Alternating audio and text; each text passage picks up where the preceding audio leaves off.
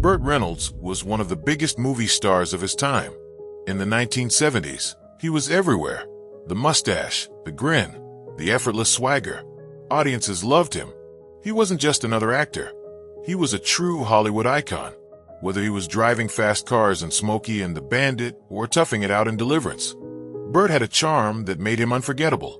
But behind the fame and fortune, there was another side to Burt Reynolds, a quieter, more personal side that few people really understood. Fame brought him fans, but it didn't heal old wounds. And as he became more famous, his personal life became more complicated. In 1988, Burt and his second wife, actress Lonnie Anderson, adopted a baby boy, Quinton Anderson Reynolds. To the public, they looked like the perfect Hollywood family, two stars with an adorable son. Paparazzi often snapped photos of Burt proudly spending time with Quinton, and Burt spoke fondly about being a father. He even said that his son was his greatest achievement. But all wasn't perfect behind the scenes. Burt and Lonnie's marriage fell apart in the early 1990s. Their split was messy and very public, filling tabloids with stories of bitter arguments and legal fights. Still, even after the divorce, Burt stayed involved in Quinton's life. The bond between father and son seemed unbreakable. That's why, when Burt passed away in 2018 at age 82, the world was shocked by what came next. When his will became public, it revealed something surprising. Burt Reynolds had specifically stated that he was leaving his only son, Quinton, out of his will. The exact words in the legal document said he had intentionally omitted Quinton from inheriting anything. The headlines exploded.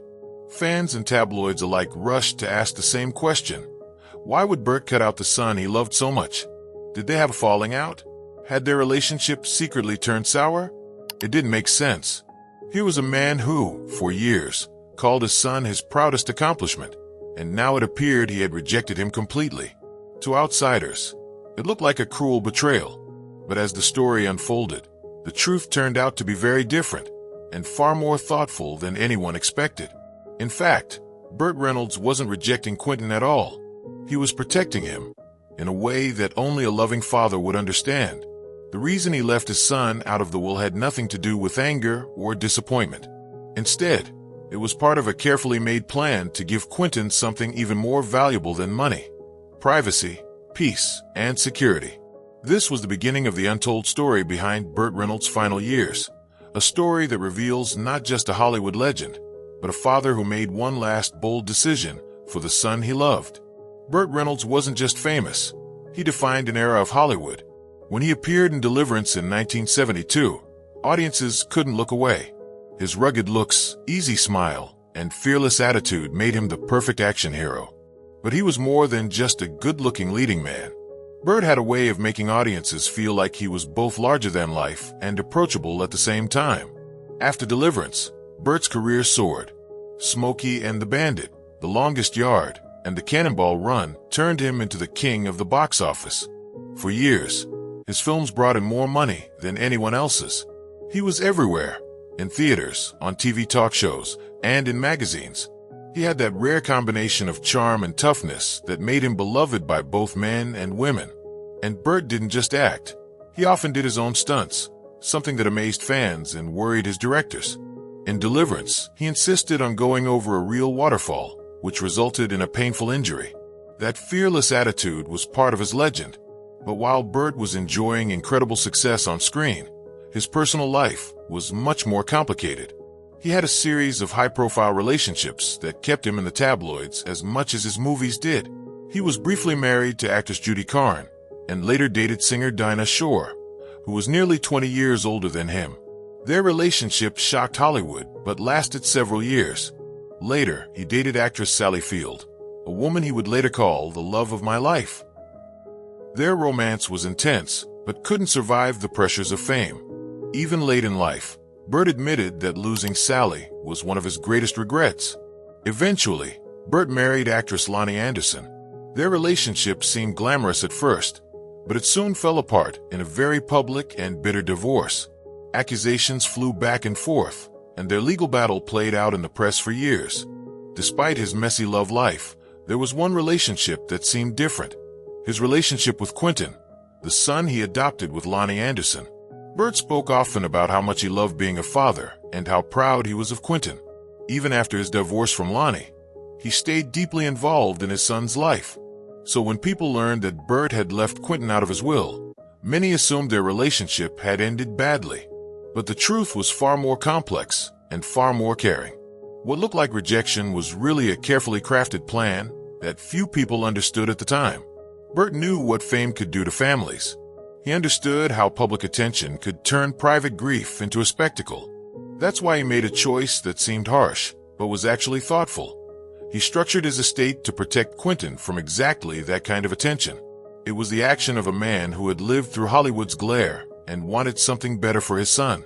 When Burt Reynolds passed away in September 2018, fans, friends, and media around the world mourned his loss. But not long after, headlines quickly shifted from celebrating his life to focusing on one unexpected detail: his will. The document revealed something that no one saw coming. Burt had made it clear in his will that he was leaving nothing to his only son, Quinton Anderson Reynolds. In fact, the will specifically stated that Burt had intentionally omitted Quinton from receiving anything through his estate. The tabloids jumped on this detail right away. Stories appeared suggesting that the famous father and son had grown apart, or that there had been a secret falling out. Commentators speculated endlessly. Had their relationship soured? Did Quinton resent Burt for the messy divorce with his mother, Lonnie Anderson? Did fame and fortune drive a wedge between them?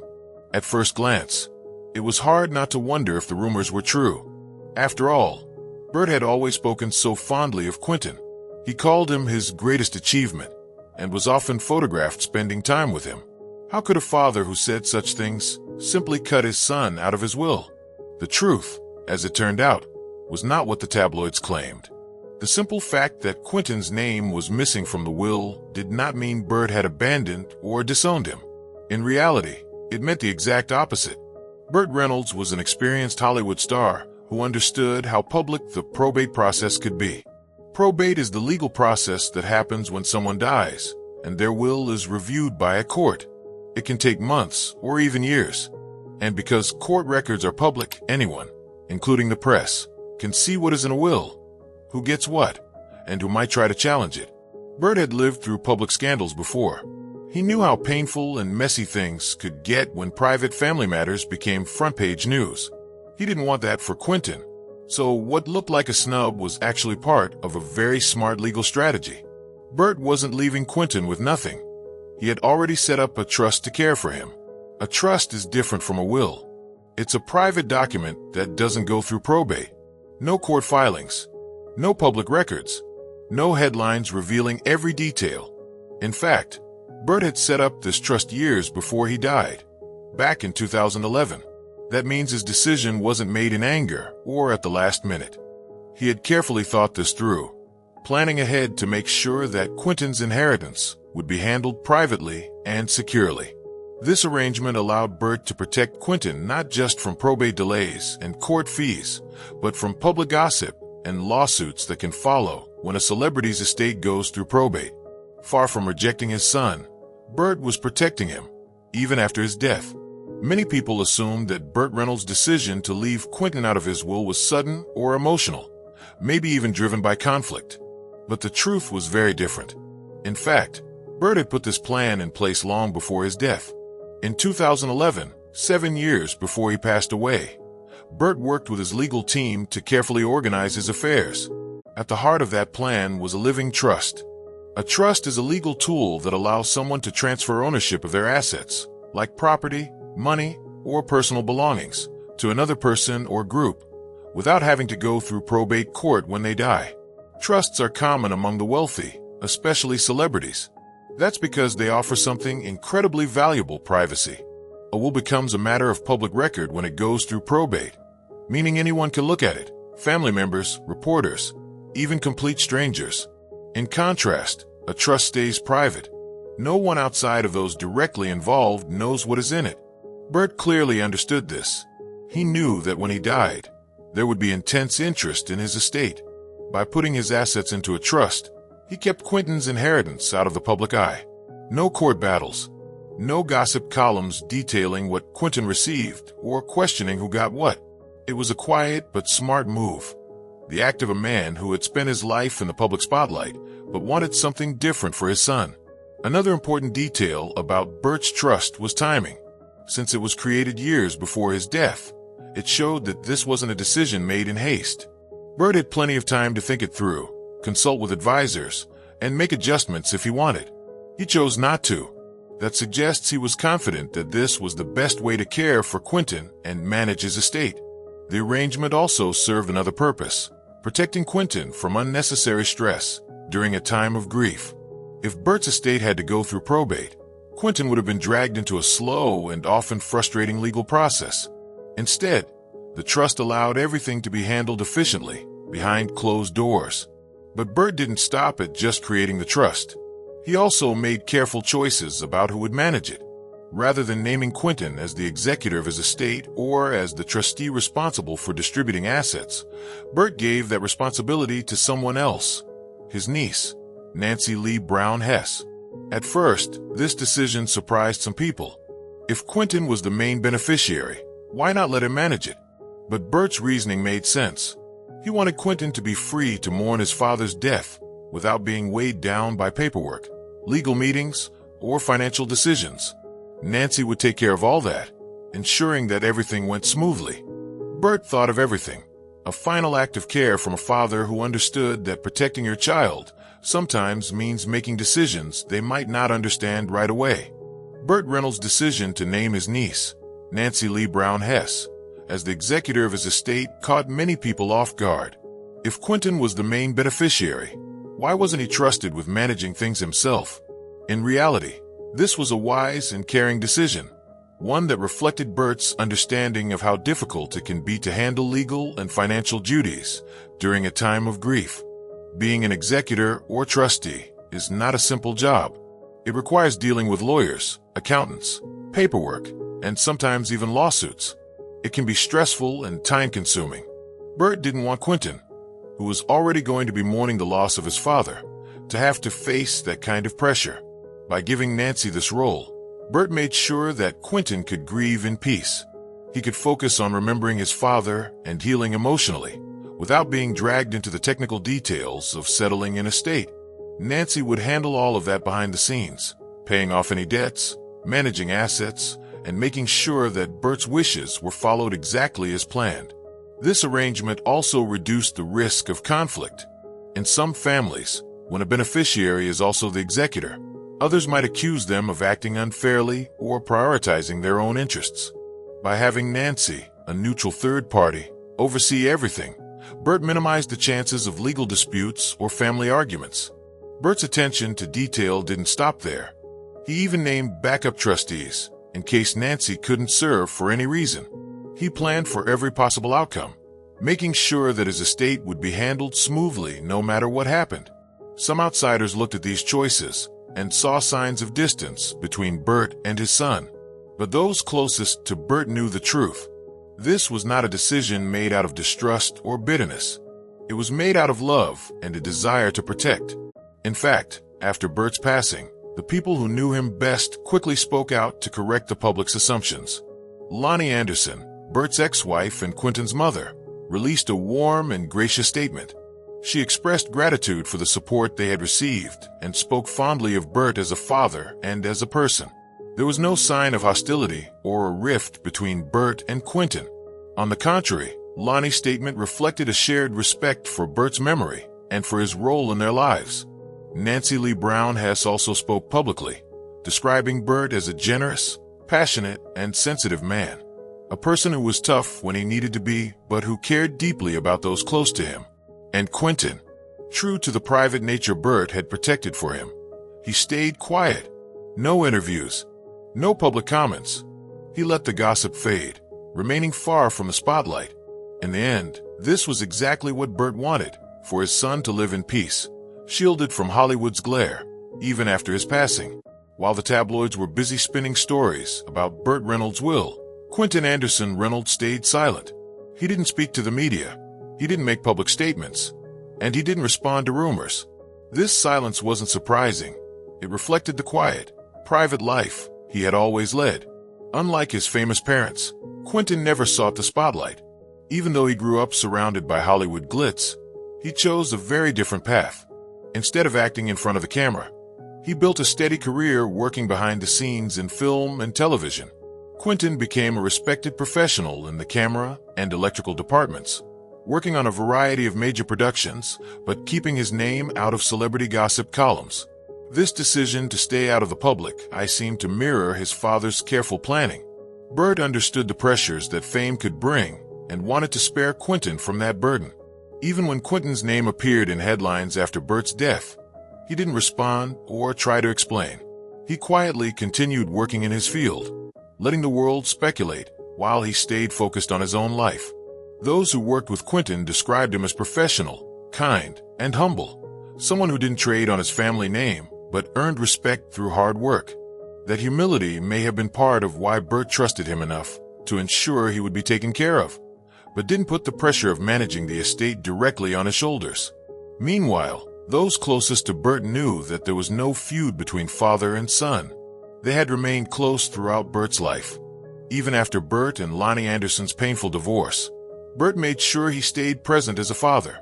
In interviews, Burt often said that being Quinton's dad was his proudest accomplishment. It's likely that Burt saw something of himself in Quinton, someone who preferred privacy over publicity, and someone who was more interested in doing meaningful work than chasing fame. The arrangement Burt created with the trust allowed Quinton to maintain that privacy after his father's passing.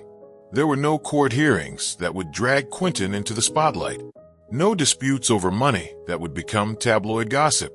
Everything was handled quietly, just as Burt had intended. This commitment to privacy was not just a legal strategy. It was a reflection of Burt's deep understanding of the pressures of fame and his desire to give his son something he himself had never really had: a peaceful, private life free from constant media attention. By planning so carefully, Burt made sure that Quinton's inheritance would be secure, but also invisible to the outside world. It wasn't about rejecting his son. It was about protecting him, even in death. The tabloids got it wrong. Far from being a story of estrangement, this was really a story of a father's love, shown in a way that outsiders might not have understood at first. To fully understand why Burt Reynolds made such careful plans for his estate and his son's future, we have to look back to Burt's own childhood and what shaped him. Burt was born in 1936 in Lansing, Michigan. His father, Burton Milo Reynolds Sr., was a tough, strict man who served as chief of police in Riviera Beach, Florida. Burt often spoke about how distant and unemotional his father was. In interviews later in life, Burt admitted that his father never said, "I love you," or showed much affection. That absence left a deep impact. Even as Burt became one of the biggest stars in the world, he carried the emotional scars of growing up without warmth from his father. The lack of approval drove him, but it also left a hole in his life that fame and success couldn't fill. Burt's relationships reflected that struggle. He seemed to long for love, but often struggled to hold on to it. His marriage to Judy Carn was short-lived and rocky. His relationship with singer Dinah Shore was tender but criticized because she was nearly 20 years older than him. And then there was Sally Field, the woman he later called the love of my life. A relationship that ended painfully, leaving him with lifelong regret. When he married Lonnie Anderson, it seemed like he might finally find lasting happiness. But their marriage was marked by conflict and ended in a very public, very bitter divorce. Despite all of this turmoil, there was one relationship that remained steady: his relationship with his adopted son, Quinton. Burt often said that becoming a father changed him. He wanted to give Quinton what he never received from his own father: love, affection, and emotional closeness. He spoke openly about hugging and kissing Quinton, saying, "I love you," repeatedly, almost as if he were trying to compensate for the coldness he had felt as a boy. That emotional history explains why Burt's estate plan was so carefully thought out. He knew that fame could tear families apart and turn private grief into public spectacle. He had experienced that firsthand during his divorce from Lonnie Anderson, when their family business became tabloid fodder for years. Burt was determined that his death would not create more chaos for Quinton. Instead, he wanted to leave behind a legacy of protection. By setting up a trust and keeping Quinton out of his will, Burt made sure that everything would stay private. No probate court, no public airing of family details, no drama. In many ways, this was Burt Reynolds' final effort to break the cycle that had haunted him since childhood. He couldn't go back and change the cold relationship he had with his own father, but he could ensure that Quinton would remember him as a loving, protective father who always put him first, even when the world didn't understand.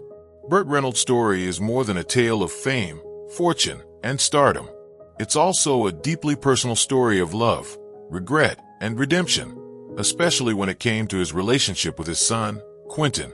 Throughout his life, Burt had a reputation for living boldly. He performed his own dangerous stunts, drove fast cars, and lived life in the fast lane. But that daring spirit came at a cost. The physical injuries from stunts in films like Deliverance and City Heat caused chronic pain. During City Heat, a serious jaw injury left him struggling to eat, dramatically losing weight, and eventually led to an addiction to painkillers that nearly ruined his health and career. In his later years, Burt's financial situation worsened. Despite being one of the highest-paid actors of the 1970s and early 1980s, a series of bad business deals, the costly divorce from Lonnie Anderson, and medical bills drained much of his wealth. By the time he passed in 2018, Burt no longer had the massive fortune people imagined he still held. But Burt seemed to understand that true wealth wasn't just about money. What mattered to him in the end was ensuring that Quinton was cared for, not just financially, but emotionally and privately. His carefully crafted estate plan reflected that understanding. The tabloids might have rushed to declare that Burt cut his son out of his will, but they missed the deeper truth. Burt didn't cut Quinton out, he protected him. His decision to use a private trust instead of a public will ensure that Quinton's inheritance would stay out of the media spotlight, free from probate courts, legal delays, and public judgment. Burt's plan also allowed Quinton to maintain the quiet, private life he had chosen. By the time Burt died, Quinton was working steadily behind the scenes in Hollywood, building a solid career far from the glare of the cameras that had followed his father. He was not a tabloid figure, and thanks to Burt's decisions, he remained that way, even after his father's death. In interviews near the end of his life, Burt reflected on the choices he had made, including turning down iconic roles like Han Solo in Star Wars. He joked that he wasn't a fan of science fiction, but he admitted that he probably should have taken the part. That honesty, part stubbornness, part humor, was pure Burt, and it was that same blend of boldness and reflection that shaped his final act as a father. In the end, Burt Reynolds didn't just leave behind a legacy of memorable films and unforgettable characters. He left behind a legacy of love and protection, one that honored his son in a way few outsiders understood. Burt once said, "I want him to know his father loves him so much." Those weren't just words. In every detail of his estate planning, Burt wrote that love into action. In death, as in life, Burt Reynolds remained true to himself, a man who lived on his own terms, loved deeply, and did whatever it took to protect the person who mattered most, his son.